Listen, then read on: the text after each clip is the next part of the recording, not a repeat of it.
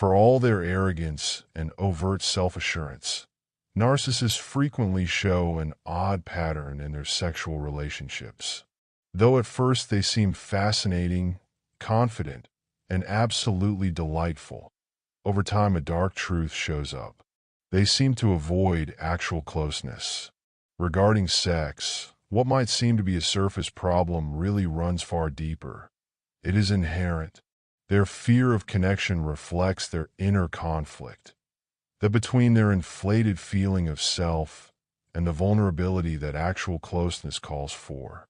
Narcissists can first seem to be quite appealing. Like a moth to a flame, their immaculate look, flawless language, and apparently unwavering confidence lure people in. Their egos are raised by the love of others.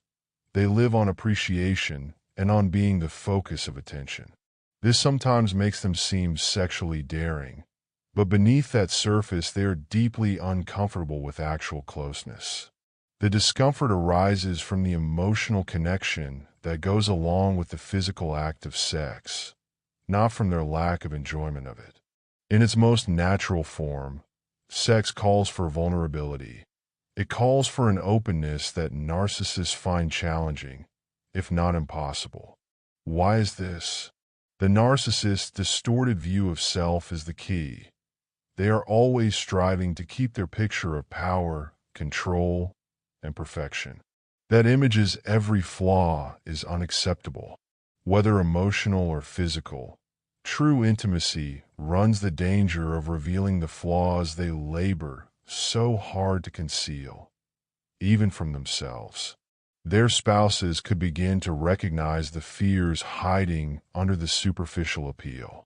This is terrible for a narcissist. The whole thought of being weak in any form disturbs their carefully created ego. They so create walls, deflecting emotional connection with deft strategies meant to keep their spouse at arm's distance. For many narcissists, sex turns from being about connection to more about performance.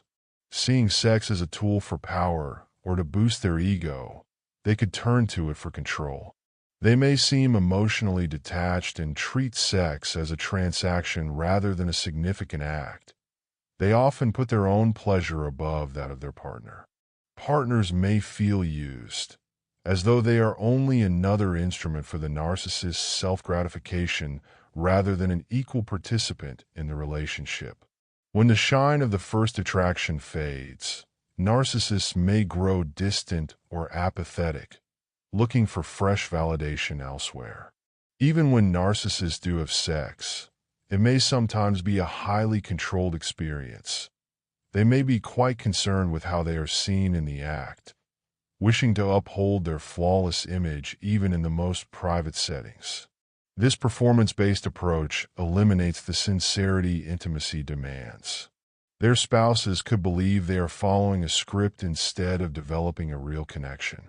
Over time, narcissists may even totally shun sexual contact, citing anything, work, stress, or a sudden lack of interest, that lets them distance themselves from the vulnerability that actual closeness entails. Their avoidance of closeness does not, however, indicate they are free from human connection or desire.